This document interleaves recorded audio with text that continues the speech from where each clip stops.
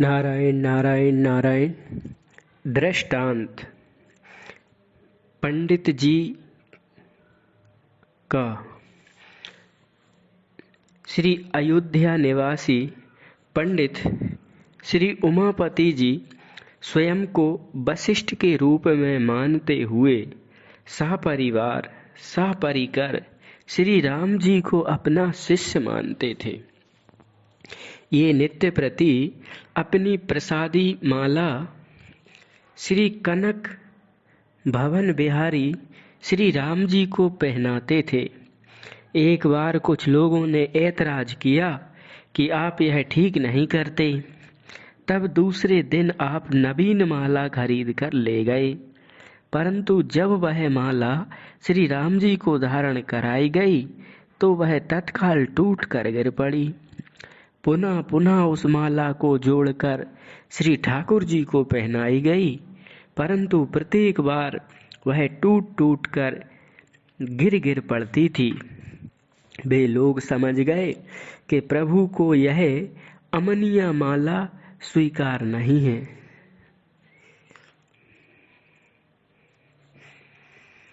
तब सभी लोग अपनी भूल पर अति संकुचित हुए और उन्होंने पंडित जी से प्रार्थना की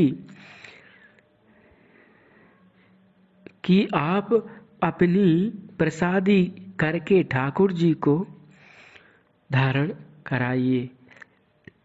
सभी के समक्ष जब उन्होंने अपनी प्रसादी माला श्री राम जी को पहनाई तो प्रभु ने सहर्ष धारण कर ली। श्री जानकी जी में आपका पुत्र वधू का भाव था, क्योंकि शिष्य भी तो पुत्र ही होता है।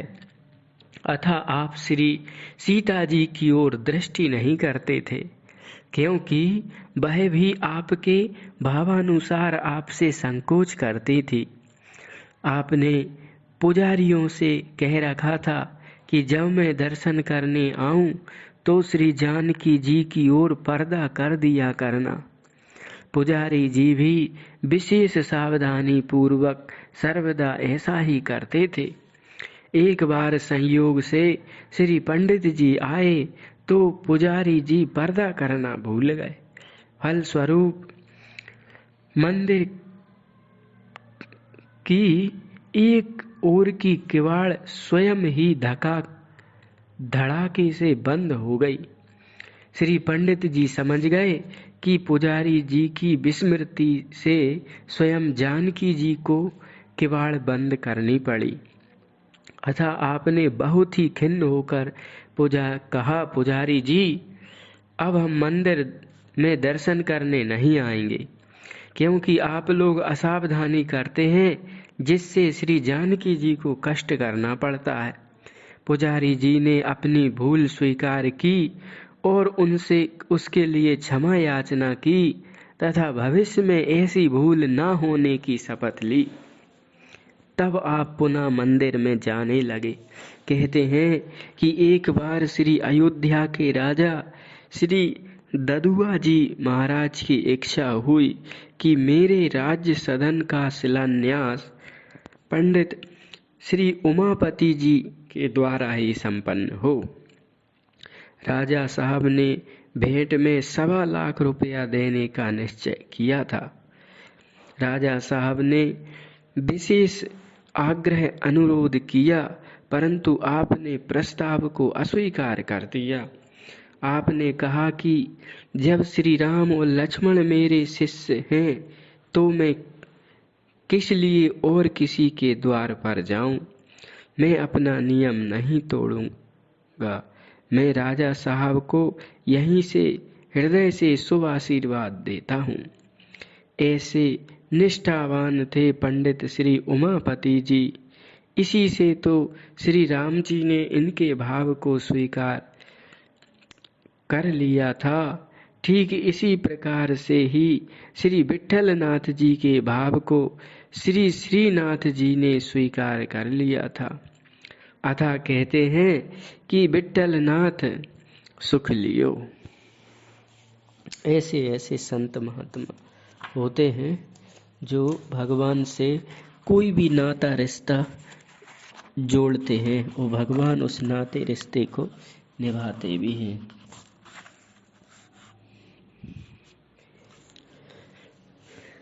अगला दृष्टांत कायस्थ का। एक बार एक हाथी ने यमराज से जाकर शिकायत किया कि मनुष्य हम लोगों को अपने अधीन करके बहुत कष्ट पहुंचाते हैं। यमराज जी की समझ में यह बात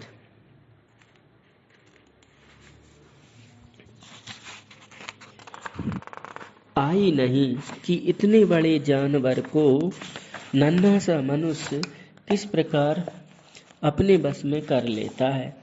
अतः उन्होंने हाथी के कथन पर विश्वास नहीं किया।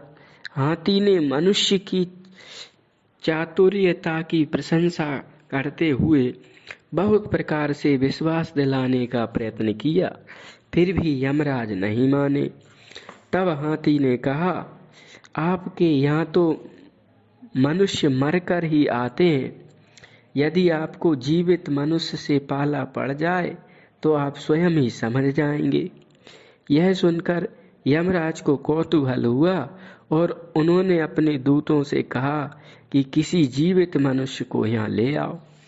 संयोग से यमदूत एक कायस्थ जाति के मनुष्य को चारपाई के सहित सोते हुए को उठा ले चले। मार्ग में नींद खुली तो उसने यमदूतों से पूछा कि मुझे कहाँ लिए जा रहे हो। यमदूतों ने बताया, यमपुरी, यमराज जी के पास। उसकी चारपाई पर ही कागज, कलम और दवात रखी हुई थी। अतः उसने एक बनावटी काल्पनिक फर्जी पर्ची पर यमराज के नाम लिखी। उसमें लिखा था, धर्मराज को मेरा आशीर्वाद, आप अपना अधिकार इस व्यक्ति को सौंप दें। अब यही आपका समस्त कार्यभार संभालेगा। हस्ताक्षर विष्णु। कायस्थ ने यह बनावटी फर्जी पत्र यमराज जी को दे दिया। यमराज जी ने भक्तिवश उस पत्र को सचमुच में ही भगवान श्री विष्णु जी का भेजा हुआ समझा और तत्काल ही उस कायस्थ को अपनी गद्दी सौंप दी। परंतु उस व्यक्ति जो बुद्धिमान था से लोक व्यवस्था ठीक से ना संभल सकी और चारों ओर अराजकता फैलने लगी। भगवान ने जब यमराज जी से अराजकता का कारण पूछा तो बोले, प्रभु, आजकल तो मैं छुट्टी पर हूँ और मेरा कार्य तो एक मृत्यु लोक का प्राणी कर रहा है। वह जाति का कायस्थ है। भगवान ने पूछा, इतने उच्च पद पर उसे किसने कैसे बैठा दिया। यमराज ने उत्तर दिया, प्रभु, आपने ही तो उसके हाथ अपना हस्ताक्षर युक्त आदेश पत्र भेजा था। यह सुनकर भगवान अचंभित हो गए। तुरंत उसे हटाकर यमराज को उनका अधिकार सौंपा गया। इस प्रकार से मनुष्यों में उसमें भी विशेषकर कायस्थ जाति की चतुराई प्रकट हो गई। इस प्रकार यह दृष्टांत था। पहला जो दृष्टांत था वह संबंध महिमा पर था और दूसरा दृष्टांत कायस्थ जी का वो चालाकी पर था। श्री उमापति जी का संबंध महिमा पर था। अब श्री रहीम जी का दृष्टांत रीझ पर है।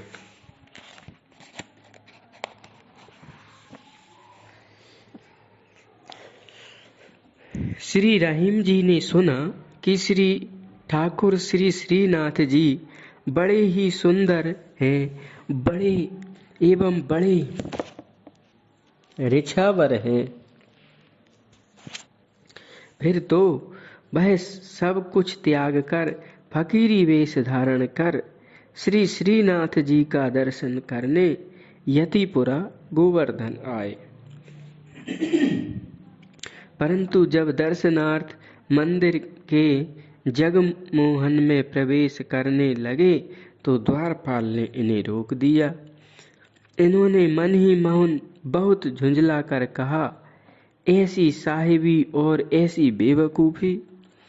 इसका आशय यह था कि यदि दर्शन की ऐसी चाह दी तो फिर मलेच्छ शरीर नहीं देना था, और यदि मलेच्छ शरीर दिया तो दर्शन की ऐसी चाह नहीं देना थी।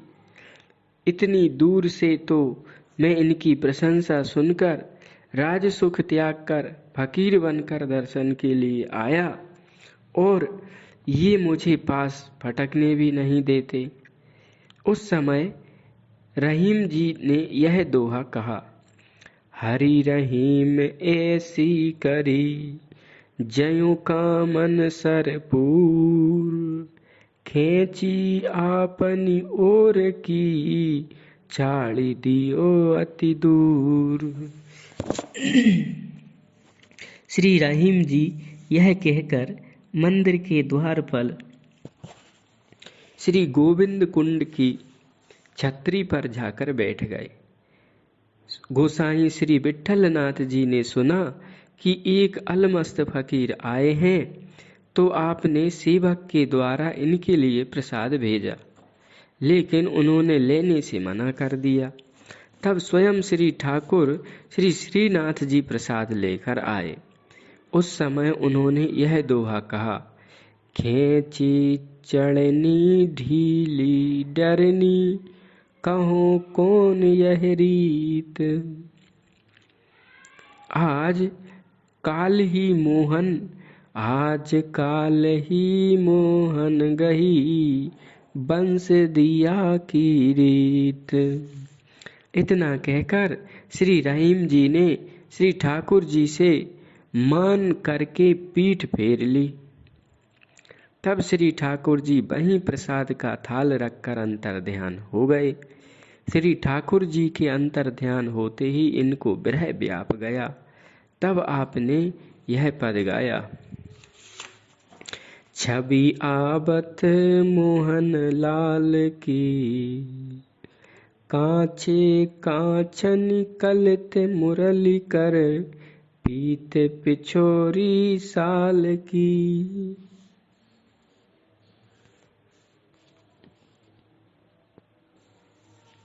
अगला दृष्टांत, एक कौवे का दृष्टांत, माने कौआ का दृष्टांत। रहीम जी रीझ पर था। अब अगला एक स्त्री का दृष्टांत जो प्रशंसेच्छा पर है, एक चौबे जी का दृष्टांत जो निमंत्रण पर है। तो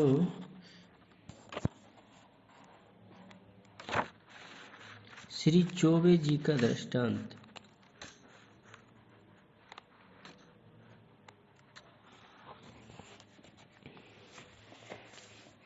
ग्रीष्म ऋतु का समय था। कहीं से चतुर्वेदी जी निमंत्रण में भोजन करके आए थे। अधिक भोजन कर लेने के कारण अजीर्ण हो गया था। अब ये बमन दस्त दोनों से ही ग्रस्त हो गए थे। ठीक उसी समय एक सेठ जी का मुनीम इनको निमंत्रण देने आया, तो इनकी पत्नी ने चौबे जी की दुर्दशा देखकर निमंत्रण लेने से मना कर दिया। खाट पर पड़े पड़े चौबे जी सुन रहे थे। एक दो बार मुनीम जी ने कहा कि आप न्योता स्वीकार कर लें, परंतु चौबाइन जी नहीं मानी। तब चौबे जी ने दांत पीस कर कहा, रंडे मन यस्व दुर्भगे दुख कारिणी, परान्नम दुर्लभम लोके देहोयम च पुनः पुनः। एक चतुर्वेदी जी तो कहा करते थे कि अमरेण वृथा प्रोक्तम मेघाच्छन्ने हिन दुर्दिनम तद दिनम दुर्दिनम मन्ये यदस्त्या मंत्रणम बिना। इस प्रकार से जाति पाति वालों का व्यवहार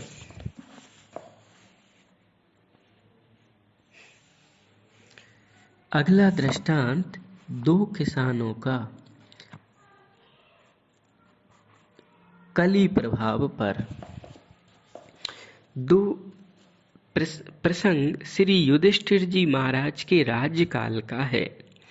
एक बड़े किसान का खेत एक गरीब किसान बटाई पर बोता था। बटिया से देव योग से उसे एक दिन खेत खोदते समय असरफियों से भरा घड़ा मिला। वह उस घड़े को लेकर खेत के मालिक के पास आया और बोला, यह आपके पूर्वजों की निधि है, आप इसे रखो। खेत मालिक ने कहा, नहीं, यह तुम्हारे भाग्य से मिला है, तुम रखो। दोनों में विवाद बहुत हुआ। अंत में न्याय करवाने के लिए श्री युधिष्ठिर जी महाराज के पास पहुंचे। श्री धर्मराज जी ने बहुत असमंजस में पड़ गए कि क्या करूं, दोनों ही महात्यागी हैं। अंत में उन्होंने कहा कि ठीक है, इस समय यह धन हम तुम दोनों के नाम से राजकोष में जमा कर देते हैं।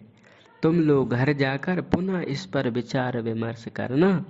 जब भी तुम दोनों इस धन को चाहोगे, तब यह धन न्यायपूर्वक तुमको प्रदान किया जाएगा।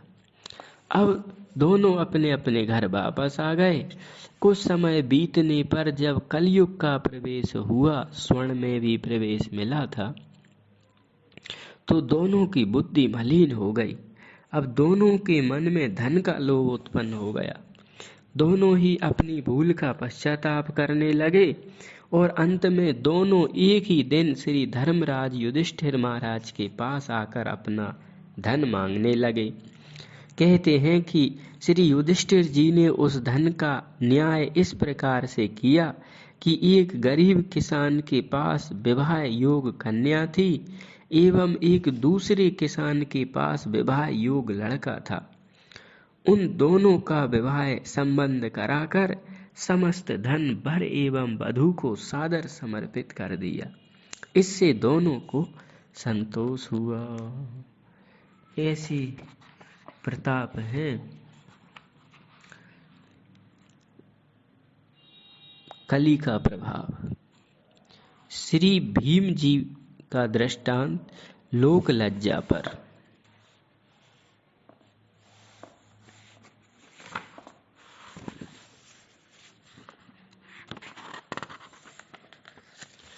श्री द्रौपदी जी के चीरहरण प्रसंग में जब द्रौपदी की आर्त पुकार पर द्रवित होकर भगवान श्री कृष्ण ने उनका वस्त्र बढ़ाया, तो उस समय धृतराष्ट्र परम सती श्री द्रौपदी जी के इस अलौकिक पतिव्रत्य के प्रभाव से विशेष चमत्कृत और प्रसन्न होकर उनकी भूरी भूरी प्रशंसा करते हुए इच्छित वर मांगने को कहा। तब द्रौपदी ने यह वर मांगा कि आपके पुत्रों ने जो छल पूर्वक धूर्त कीड़ा जुआ में हराकर धर्मराज श्री युधिष्ठिर जी महाराज को दास बना लिया है, उनको शीघ्र ही दासता से मुक्त किया जाए। धृतराष्ट्र ने यह वर देकर पुनः कहा कि पुत्री, एक वर देने से मुझे संतोष नहीं हो रहा है, अतः तुम दूसरा वर भी मांगो। तब द्रौपदी ने दूसरा वर यह मांगा कि मेरे सभी पति दासता के बंधन से मुक्त कर दिए जाएं, और यह वर देकर धृतराष्ट्र ने कहा, पुनः तीसरा वर मांगो। तब द्रौपदी ने कहा कि प्रथम तो अधिक लोभ उचित नहीं, दूसरे मुझे 3 वर लेने का अधिकार भी नहीं।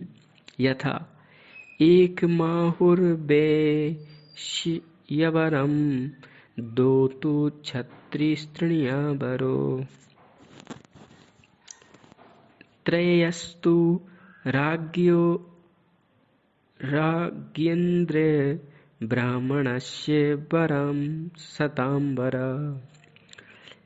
राजेंद्र, वैश्य को 1 वर मांगने का, क्षत्रिय स्त्री को 2 वर मांगने का, क्षत्रिय पुरुष 3 वर मांग सकता है तथा ब्राह्मण 100 वर लेने का अधिकारी है।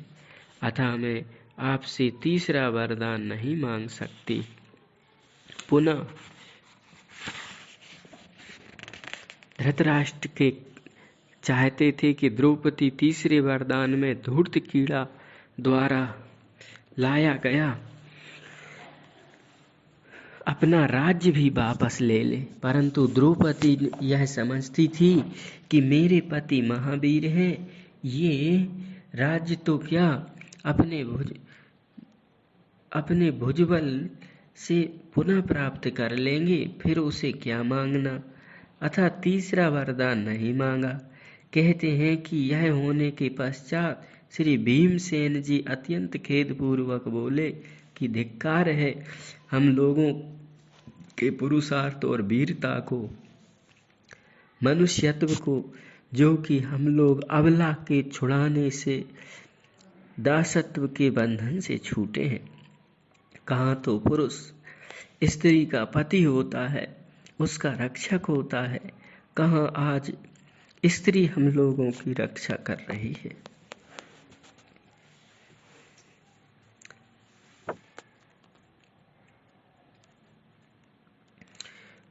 और हम लोग पुरुष होकर भी स्त्री की रक्षा नहीं कर सके।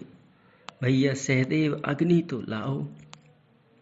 श्री अर्जुन जी ने पूछा, ऐसे अवसर पर अग्नि की क्या आवश्यकता है? भीमसेन ने कहा, धर्मराज युधिष्ठिर जी महाराज ने जिन हाथों से जुआ जैसा निगंध कीड़ा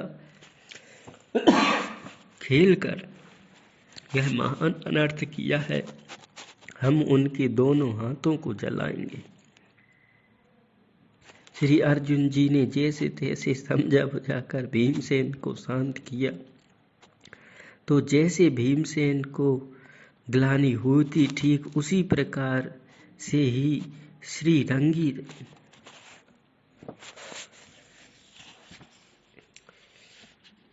तो इस प्रकार जो है ना ग्लानि हुई। एक दृष्टांत पंडित जी को लेकर।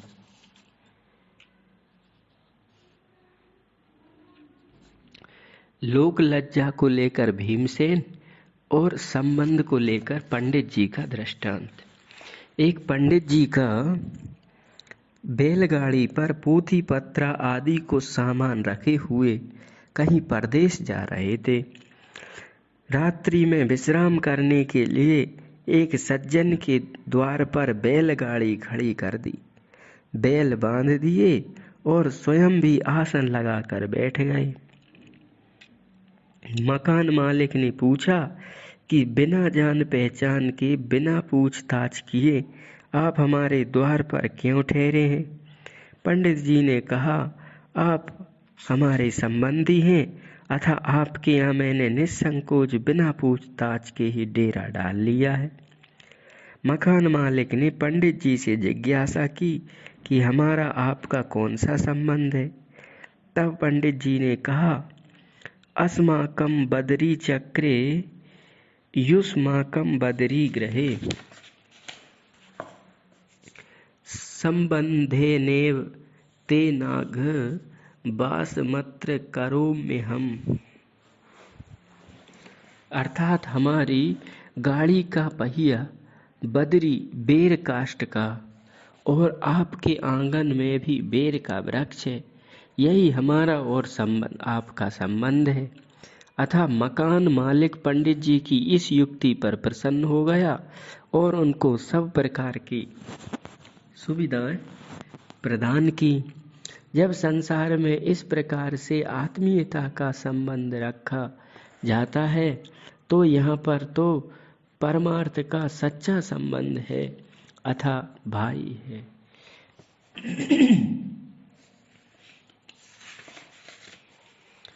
अगला दृष्टांत कालिदास का।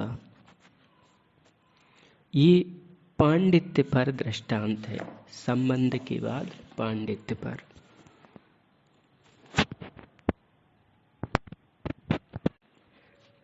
राजा भोज के दरबार में एक बार रावण शब्द पर विचार विमर्श हुआ। किसी पंडित ने रावण तो किसी ने रामण शब्द को उचित माना और उसको सिद्ध किया। कालिदास जी के एक शिष्य ने रावण कहा और उसका अर्थ किया राकारम अवणतीति रावणा, अर्थात जो राकार का उच्चारण नहीं करता हो। विद्वानों ने जब कालिदास से इसके अर्थ के औचित्य के संबंध में पूछा तो उन्होंने अपने शिष्य का ही समर्थन करते हुए कहा कि भकारा कुंभकर्णे च भकारश्च विभीषणे तजो ज्येष्ठे च श्रेष्ठे च भकारः किम च विद्यते। अर्थात जब कुंभकर्ण और विभीषण के नाम में भकार है तो दोनों से ज्येष्ठ श्रेष्ठ के नाम में भकार क्यों न हो। यह युक्त अर्थ सुनकर सभी पंडित चुप रह गए।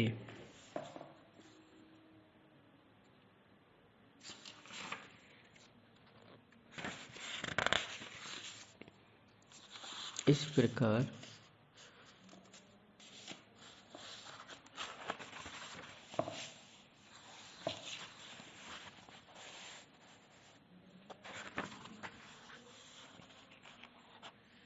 कालिदास का दृष्टांत हुआ।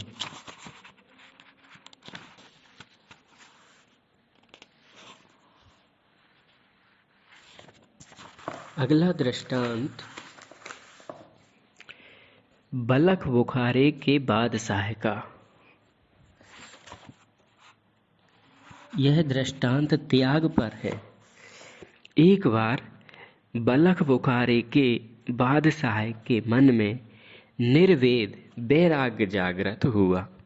वह रात्रि के समय एकांत में राज्य सुख की नश्वरता का चिंतन करते हुए विचार करने लगा कि साहब माने भगवान से किस प्रकार मिलना होगा।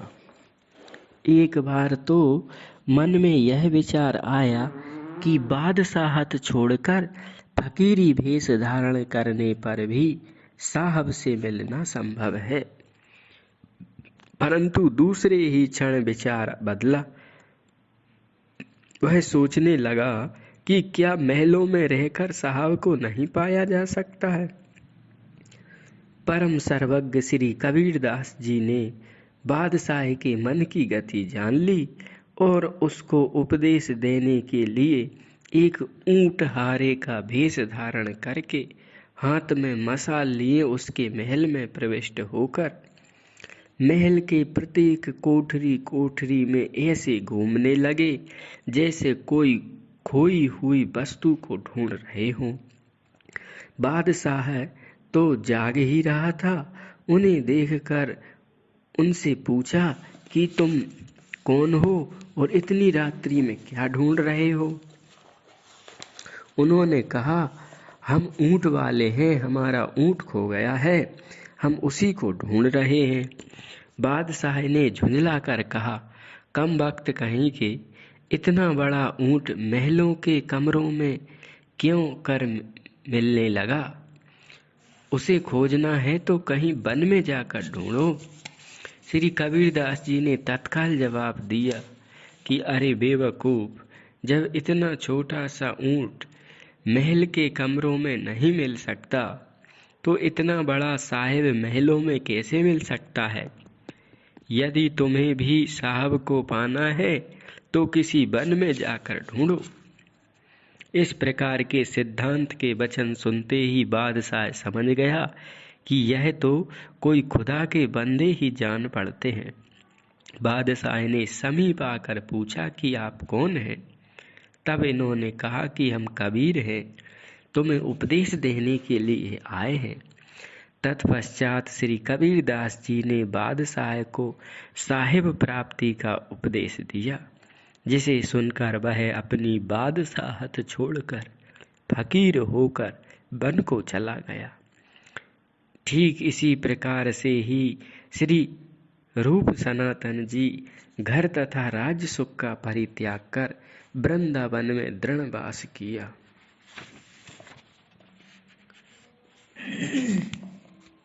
मेरे नाथ मेरे प्रभु, मैं आपको भूलूं नहीं।